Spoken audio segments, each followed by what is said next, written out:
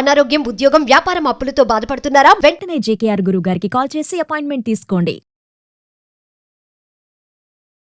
Hello, నమస్తే, welcome to Suman TV. ప్రస్తుతం మనతో పాటు మధు గారు ఉన్నారు. వీరితో ఈరోజు కొన్ని విషయాల గురించి మనం చర్చిద్దాం. హలో అండి మధు గారు, నమస్తే. నమస్తే అండి కీర్తి గారు. సో పోక్సో చట్టం గురించి మాట్లాడిన తర్వాత ఇప్పుడు అది అమల్లోకి వచ్చిందని అన్నారు. అరౌండ్ 2012లో మనకి యాక్ట్ని ప్రజెంట్ చేశారు. సో ఇలా ప్రజెంట్ చేసిన తర్వాత మీరు చూస్తూ ఉంటారు కదా క్రైమ్ రేట్స్, ఏమైనా క్రైమ్ రేట్స్లో తగ్గడం అనేది ఏమైనా జరిగిందంటారా నిజంగానే అమల్లోకి వచ్చిన తర్వాత? అంటే బిఫోర్ ఎలా ఉండింది, ఆఫ్టర్ ద పోక్సో చట్టం వచ్చిన తర్వాత ఎలా ఉంది? కీర్తి గారు, బేసిక్గా ఒక మెరుగైన సమాజంలో క్రైమ్ రేట్ అనేది తగ్గితేనే అది మెరుగైన సమాజం అవుతుంది అంటారు. రైట్ నో మనం ఏ పొజిషన్లో ఉన్నాము అంటే ఒక మిడిల్లో మనం అటు ఇటు ఊగుతున్నాం, మెరుగులో లేము, అలానే అట్టడుగు స్థాయిలో కూడా మనం ఇవాళ క్రైమ్ రేట్ మనది లేదు ఓవరాల్ ఇండియాలో చూసుకున్నట్టయితే. పోక్సో వచ్చిన తర్వాత ఇంతకుముందు చట్టాలు ఉన్నాయి, ఇంతకుముందు కొన్ని చట్టాలు ఉండేవి. పరువుకి భంగం కలిగిన 354, విమెన్ పరువుకి భంగం కలిగిన 375 అని చెప్పి రేపు, తర్వాత 377 ఇట్లా అన్యాచురల్ సెక్స్ అనే కొన్ని సెక్షన్స్ ఉండేవి. సో అంతకుముందు చైల్డ్ అబ్యూస్ జరిగినప్పుడు అబ్బాయికి అయితే అన్యాచురల్ సెక్స్ కింద పెట్టేవాళ్ళు, అమ్మాయి అయితే డైరెక్ట్ కింద దాన్ని కేసు కట్టి దాన్ని ముందు నడిపించేవాళ్ళు. దాంట్లో ఒక స్పెసిఫైడ్ ఏజ్ కానీ చిల్డ్రన్కి జరిగితే ఇలా అనే ఒక నిర్వచనం కానీ ఉండేది కాదు. బట్ లేటర్ ఆన్ 2012లో ఎప్పుడైతే పోక్సోని మనం ఒక చట్టంగా రూపొందించి దానికి కొన్ని యాడ్ చేయడం జరిగిందో, నిర్వచనాలు మరియు శిక్షలు యాడ్ చేయడం జరిగిందో, చాలా వరకు నేరస్తులు తప్పించుకోవడానికి ఆస్కారం లేకుండా పోయింది. ఎందుకు? మీకు నిర్వచనం పర్టికులర్గా ఉంది, శిక్ష దానికి పర్టికులర్గా ఉంది, ఇక మీకు ఉన్నది ఒకటే, ఎవిడెన్స్ ఒకటే కలెక్ట్ చేయడం. ఇంతకుముందు మేము ఎవిడెన్స్ కలెక్ట్ చేసేవాళ్ళం, కానీ దొంగదారుల్లో దొడ్డిదారులు తప్పించుకునే వాళ్ళు ఇప్పుడు ఆ అవకాశం లేకుండా పోయింది. కాబట్టి ఖచ్చితంగా ఈ యాక్ట్ ద్వారా ఒక మెరుగైనటువంటి వ్యవస్థ అనేది నిర్మాణం జరుగుతుందని చెప్పుకోవాలి. తప్పకుండా పిల్లలకు రక్షణ ఈ యాక్ట్ కల్పిస్తుంది. There is no doubt. ఎంత క్రైమ్ రేట్ తగ్గిందంటారు? Good question. ఒక సెన్సస్ ప్రకారం, ఒక రేషియో లెక్కల ప్రకారం, NCRT national record crime bureau ప్రకారం కంపేర్ టు 2018 నుంచి 22 మధ్యలో ఇంతకుముందు 40 ఉంటే ఒక 7%, 8% తగ్గింది, క్రైమ్ తగ్గింది. There is no doubt. ఇంకా తగ్గాలి. అండ్ అంతకు ముందు వరకు 2012 నుంచి 2014, 18 మధ్య చూసుకుంటే క్రైమ్ రేట్ బాగానే ఉంది. అంటే ఎప్పుడైతే సెక్షన్ అమలు, తీర్పులు, శిక్షలు పడడం జరిగిందో కొంతవరకు ఒక 7 నుంచి 8% ఓవరాల్గా ఒక 7 నుంచి 8% తగ్గినట్టే మనం దీన్ని పరిగణించాలి. కానీ అంతటితో అయిపోలేదు. ఎందుకంటే మీరు చూస్తున్నారు 100 నమోదైతే 37 మందికే శిక్ష పడుతుంది అంటే మిగతా వాళ్ళు తప్పించుకుంటున్నారనే కదా. అండ్ ఓన్లీ 7% మీరు తగ్గింది ఓవరాల్ గా చూసుకున్నట్టయితే 7% తగ్గింది. ఎప్పుడైనా క్రైమ్ రూపాంతరం చెందిద్దండి, పూర్తిగా నిర్వీర్యం అవ్వదు, రూపాంతరం చెందిద్ది. ఇప్పుడు ఇది రూపాంతరం చెందుతున్నట్టే దశ మనం అనుకోవాలి. సో దీన్ని చాలా సీరియస్ గా పరిగణిస్తూ మనము దీని రూట్ లెవెల్లో దీన్ని రిపేర్ చేయడానికి ప్రయత్నం చేయాలి. అది నేను మీకు చెప్తాను. కరెక్ట్. సో ఇప్పుడు అంటే నిజంగానే యాక్ట్ వచ్చినందువల్ల క్రైమ్ రేట్స్ తగ్గాయి అంటే ఓన్లీ 7% అంటున్నారు. ఇలాంటి చట్టాలు నిజంగానే క్రైమ్ రేట్స్ని మనకి ఏమైనా తగ్గించగలుగుతాయా? చేసేవి జరుగుతూనే ఉంటాయి, రేట్స్ వస్తూనే ఉంటాయి. So what is the use? అంటే వచ్చినందువల్ల మనకి ఏమన్నా నిజంగా వాళ్ళ మీద ఏమైనా భయం ఏదైనా కలుగుతుందంటారా? నిజంగా వాళ్ళకి ఏమైనా ఇలాంటి చెయ్యాలంటే ఆ సిచ్యువేషన్లో అమ్మో ఇలాంటి చట్టం ఉంది అనేది ఎవరికి రాదు కదా, క్రైమ్స్ జరిగేవి జరుగుతూనే ఉన్నాయి కదా. How does it makes any changes? ఒక చట్టాన్ని నిర్మించి దాన్ని 100% అమలు చేసినంత మాత్రాన క్రైమ్ రేట్ తగ్గదండి. ఎందుకు అంటే 150 కోట్ల మంది భారతీయులండి. ఏ ఒక్కనో మనం చూస్తాం, ప్రతి నిమిషానికి, ప్రతి 2 నిమిషాలకు ఒక రేప్ జరుగుతుందని, ఓకే, ప్రతి 4 నిమిషాలకి ఒక చైల్డ్ అబ్యూస్ గురవుతున్నాడు అనేది ఈరోజు మన సెన్సెస్ చెప్తున్నాయి. ఒక సంవత్సరానికి ఈ భారతదేశంలో సుమారు 2 లక్షల పోక్సో కేసులు నమోదవుతాయండి. 2 లక్షల పోక్సో కేసులు నమోదవుతాయి. ఇవి జస్ట్ ముందుకు వచ్చిన వాళ్ళదే, ముందుకు రాని వాళ్ళ పరిస్థితి ఏంటి? సో మనం ఎక్కడి నుంచి దీన్ని తీసుకోవాలి అంటే కీర్తి గారు, ఈ చైల్డ్ మీద సెక్సువల్ అఫెన్స్ చేస్తున్నటువంటి వాళ్ళ మానసిక స్థితి ఏంటి, దాని మీద మనం స్టడీ చేయాలి. వీళ్ళు ఏ కోవాకు చెందిన వాళ్ళు, వీళ్ళు ఎందుకు ఇలా చేస్తున్నారు? మీకు అడల్ట్ ఉన్నప్పుడు వై చైల్డ్, నీకు ఈ దేశంలో స్వేచ్ఛ ఉన్నప్పుడు వై చైల్డ్? ఈ దేశంలో నీకు కావాల్సినంత పోనీ మన దగ్గర అలాంటి అసమానత లేదు కదా, మన దగ్గర స్త్రీ పురుష రేషియో కూడా ప్రాపర్గానే ఉంది, కరెక్ట్, చాలా ప్రాపర్గా ఉంది మిగతా దేశాలతో పోల్చుకుంటే. అండ్ మన దేశంలో స్త్రీలు ముసళ్ళు అయిపోయారు, పురుషులంతా అలా కూడా ఏం లేదు. Correct, equal ratio. This is very good country. But ఒక రూట్ లెవెల్లో ఏం జరుగుతుందంటే అండి, రెస్పెక్ట్, బాధ్యత, పిల్లల మీద ఉండవలసినటువంటి రెస్పాన్సిబిలిటీ పెరుగుతున్న మనకి, పెంచుతున్న తల్లిదండ్రులకి, పెరుగుతున్న పిల్లలకి వీళ్ళ మధ్య ఒక డీవియేషన్, ఒక గ్యాప్ రావడం వల్ల దీన్ని అర్థం చేసుకోలేకపోతున్నారు. This is what very important. Okay, so దీని గురించి చాలా ప్రాపర్గా ఆలోచించవలసిన విషయం. దీనికి ప్రతి పిల్లవాడికి ప్రభుత్వము, పేరెంట్స్, సమాజంలో తిరుగుతున్న ప్రతి వ్యక్తి వాళ్ళకు హక్కులు, బాధ్యతలు అన్నీ కూడా తెలియపరచవలసిన అవసరం ఎంతైనా ఉంటుంది. అది కాకుండా మనము అబ్బాయి అయితే స్త్రీని చూసే విధానము, అమ్మాయి అయితే పురుషుని చూసే విధానము, అందులో మార్పు రావాలండి. కరెక్ట్. అప్పుడే కానీ ఈ పెట్టిన ఈ చట్టానికి 100% న్యాయం చేసిన వాళ్ళు అవుతాం. చట్టం ఒకటి పెట్టి నేను తడిగుడ్డ వేసుకుంటా అంటే అది కుదరదు. చట్టం అన్నీ చేయలేదండి. Society is also responsible. అందుకే ఫస్ట్ మిమ్మల్ని అడిగాను. ఓకేనా, ఏమడిగానంటే protection of children from sexual offences ఎప్పుడు అయిన తర్వాత, బిఫోర్ కాదు. బిఫోర్ ఎవరు చేయాలి? మనం చేయాలి. సొసైటీలో ఉన్న పేరెంట్స్ చేయాలి. కరెక్ట్. పిల్లవాడు ఏం తింటున్నాడు, ఎక్కడికి వెళ్తున్నాడు, వాడి మూడ్ స్వింగ్ ఎలా ఉంది, ఎక్కడ కూర్చుంటున్నాడు, వాడు ఎవరితో కలుస్తున్నాడు, ఏ రకమైన వ్యక్తులతో మింగిల్ అవుతున్నాడు, ఏ రకమైనటువంటి పిక్చర్స్కి, మూవీస్కి, లేకపోతే వీడియోస్కి వాడు దాసోహం అవుతున్నాడు, ఇవన్నీ కూడా పేరెంట్స్ అబ్జర్వ్ చేయాలి. ఇంకొకటి, parents, I humbly requesting the parents of this country, please spend time with your kids. తప్పకుండా మీరు మీ పిల్లలతోటి టైం స్పెండ్ చేయండి. ఓపెన్ అప్ అయ్యి వాళ్ళతో మాట్లాడండి. వాళ్ళు ఏం చెప్తారో వినండి. వాళ్ళకి చెప్పే ధైర్యాన్ని, అవకాశాన్ని, ఆ ఫ్రీ ఆఫ్ స్పీకింగ్, ఆ నేచర్ని, ఆ అట్మాస్ఫియర్ని క్రియేట్ చేయండి. అప్పుడు పిల్లలు, అంటే ఇది ఇనిషియల్ స్టేజ్లో ఐమ్ టాకింగ్.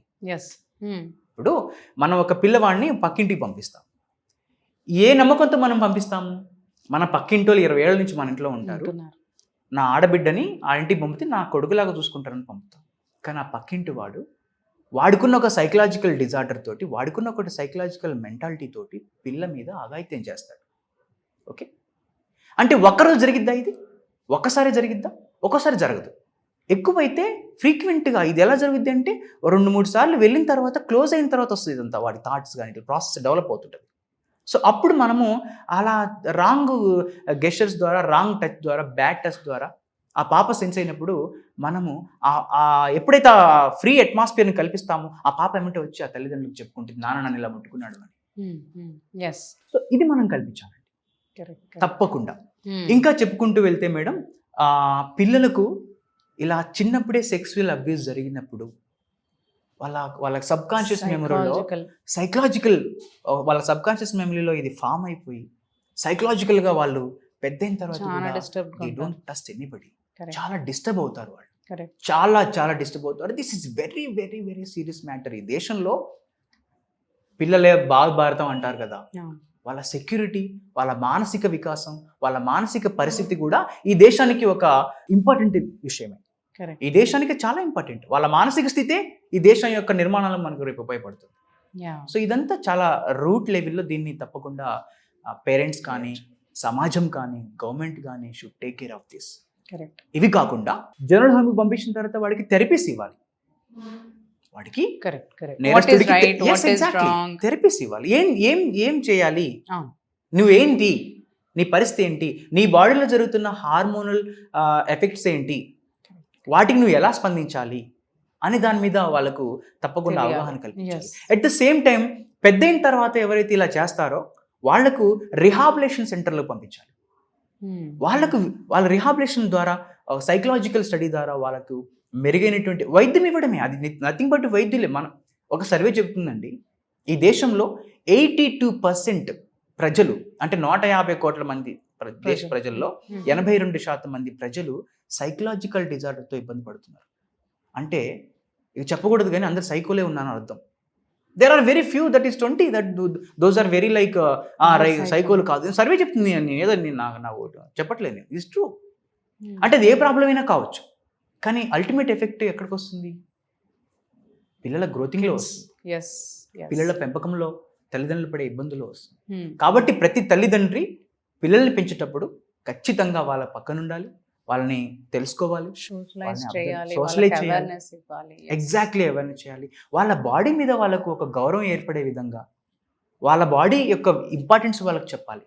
వాళ్ళ బాడీలో జరుగుతున్న హార్మోనల్ చర్యల గురించి వాళ్ళు ఎదుగుతున్నప్పుడు వాళ్ళకి చెప్పగలగాలి. ఇప్పుడు మనం చూస్తున్నట్టయితే 15-16 ఏళ్ళకి పెళ్లి చేసుకొని పోక్సో చట్టంలో ఇరుక్కుంటున్నారు. అంతే, చట్టం మీద అవగాహన లేకపోవడం. చట్టం మీద అవగాహన ఎవరు కల్పించాలండి? సమాజం, ముఖ్యంగా పేరెంట్స్, సొసైటీ కల్పించాలి. అట్లీస్ట్ బాధ్యత ఉన్నటువంటి పౌరులైన అవకాశాన్ని తీసుకొని వాళ్ళకి చెప్పే ప్రయత్నం చేయాలి. అండ్ ఇలాంటి అవేర్నెస్ అన్నీ కూడా మోస్ట్లీ లైక్ మనకి మెయిన్లీ పిల్లలకి ఇవన్నీ తెలియాలి అంటే స్కూల్స్ యాక్షన్స్ తీసుకోవాలి. ఐ గెస్ మంచి మాట.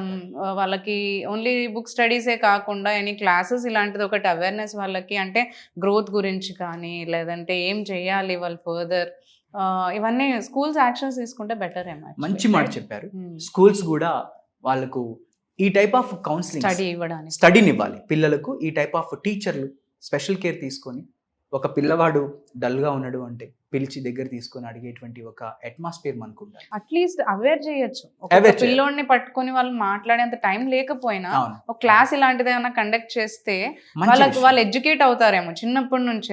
ఎందుకంటే టీవీలో వీళ్ళు అవన్నీ చూసి నేర్చుకుంటున్నారు. ఆబ్వియస్లీ ఇప్పుడు కిడ్స్ చాలా గ్రాస్పింగ్ ఎక్కువ ఉంది. ఒక క్లాస్ అలాంటిది ఏమైనా కండక్ట్ చేస్తే కొంచెం క్రైమ్ రేట్స్. ప్రస్తుతం భారతదేశం ఏం చేస్తుందంటే పిల్లలకు అపారమైనటువంటి నాలెడ్జ్ని ఇస్తుంది. ఏది మన భగవద్గీత గురించి, తర్వాత ఖురాన్ల గురించి, బైబిళ్ళ గురించి చెప్తారు. పిల్లలకి దండం పెట్టమంటారు, ఏదో శ్లోకంలు పాడమంటారు. పిల్లలు చాలా హ్యాపీగా, అంటే పిల్లలు ఏదో శ్లోకం పాడితే చాలా తల్లిదండ్రులు చాలా పొంగిపోతారు. అది కాదు కావాల్సింది. They will choose that thing later on. పిల్లలు ఏ రిలీజన్లో ఉండాలనేది వాళ్ళు నేర్చుకుంటారు. వాళ్ళకి నేర్పాల్సింది ఏంటి అంటే మీరు చెప్పారే చట్టం, సొసైటీలో ఎలా ఉండాలి, చట్టాలు ఏంటి, హక్కులు ఏంటి, బాధ్యతలు ఏంటి, ఎలా బిహేవియరల్ మేనేజ్మెంట్ అంటాం దీన్ని మనం. ఎలా బిహేవ్ చేయాలి, తప్పుగా బిహేవ్ చేస్తే ఎక్కడికి వెళ్ళాలి, ఎవరితో మాట్లాడాలి, ఇవన్నీ కూడా సభ్య సమాజంలో పిల్లవాడికి నేర్పాల్సినటువంటి ప్రాథమిక విషయాలు. మనం ఇవన్నీ చేయట్లేదండి. నిజానికి మనం ఏం చేయట్లేదు. అందుకే మన క్రైమ్ రేటు, చట్టం వచ్చి ఈ రోజుకి 13-14 ఏళ్ళు అవుతున్నా 7% క్రైమ్ రేట్ అంటే that's not the way that we are not educating in a right way అండి. దాంతోపాటు ఇంకో విషయం చెప్పదలిసాను మేడం, చాలా important. And I must say to every one, చిన్నపిల్లల మీద అబ్యూజ్ చేసే వాళ్ళలో, సెక్సువల్ అబ్యూజ్ చేసే వాళ్ళలో మన సొంత మనుషులే ఎక్కువ ఉంటున్నారండి. అండ్ అది ఎంత బాధాకరమైన విషయం అంటే చూడండి, మనం అంటే lack of education with values. Correct, నిజం ఇది. సో ఇది కనిపెట్టుకుని ఉండాలి మనం. అది శాతం అనేది నిజంగా రోజు రోజుకి పెరిగిపోతుంది అది. ఓకే, దానికి కారణం ఏవైనా ఉండొచ్చు, దానికి రకరకాలుగా ఈ మధ్య చైల్డ్ పోర్నోగ్రఫీ వల్ల కూడా ఇది కొంచెం అవుతుందని చెప్పేసి thing is coming in to act ఇక్కడ. ఎందుకంటే టెక్నాలజీ, ఫోన్స్ అవైలబుల్ లో ఉండడము, నెట్స్ అవైలబుల్ లో ఉండడం, పిల్లల్ని వాళ్ళ పేరెంట్స్ సరిగ్గా వీళ్ళు ఏం చేస్తున్నారు అనేది చూసుకోకపోవడం. ఎక్స్ అండి, బాగా చెప్పారు కీర్తి గారు. అంటే దీనికి ఒకటే అండి, దీనికి మనం ఏంటంటే మనం అనుకున్న psychological level, that is called root level. Psychological level నుంచి వాళ్ళని మనం పైకి తీసుకొస్తే వాళ్ళు ప్రతిఘటిస్తారు, చెప్తారు, ముందే పసిగడతారు, అక్కడి నుంచి ఎస్కేప్ అవుతారు. దీంతో ఇది ప్రివెన్షన్కి ఇది ఒక మార్గం. అంటే ఇప్పుడు మీరు అనొచ్చు, సార్ చేసే వాళ్ళు ఎలాగైనా చేస్తారు, ఓకే, కానీ తగ్గించవచ్చు. ఆ చేసేటోడికి ఎలాగైనా చేసేటోడికి మళ్ళీ అక్కడ చట్టం ఉంది కదా, వాళ్ళని అక్కడ అలా పిక్సప్ చేయొచ్చు. సో ఇది తప్పకుండా చేయాలి. ప్రతి పేరెంట్ ఆలోచించాలి, పిల్లలకు ఆ స్వేచ్ఛను కల్పించాలి. వాళ్ళు మనతో మాట్లాడే స్వేచ్ఛను వాళ్ళకి కల్పిస్తే ఖచ్చితంగా మీరు ప్రివెంట్ చేషన్లో అవుతారు. And when it comes to you such a incident, please inform the police. Please inform. Dial 100 ఉంది, 1098 ఉంది, మీకు నియరెస్ట్ పోలీస్ స్టేషన్ ఉంది, మీకు నియరెస్ట్ చైల్డ్ వెల్ఫేర్ ఆఫీస్ ఉంటుంది మన ఎనీ గవర్నమెంట్ హాస్పిటల్లో. అది కాకుండా మీరు విలేజర్స్ అయితే మీ అంగన్వాడీ టీచర్ ఉంటుంది, అది కాకుండా మీరు ఇంకా మారుమూల ప్రాంతంలో అయితే మీకు ఆశా వర్కర్ ఉంటుంది. వీళ్ళందరూ కూడా పిల్లల భద్రత కోసమే ఉన్నారు. దయచేసి ఈ అవకాశాన్ని వాడుకోండి. మీ పిల్లలు ఒంటరులు కాదు. మీ పిల్లలకి ఈ దేశం ఎంతో భద్రత కల్పిస్తుంది, ప్రయత్నం చేస్తుంది. మీరు అవేర్ అవ్వండి. థ్యాంక్ యూ అండి మధు గారు. Thanks Thank you, for sharing all the information. It was nice knowing you all this like things అన్నీ కూడా మాకు తెలియడం. Thank you so much. Thank you madam. Thank you very much.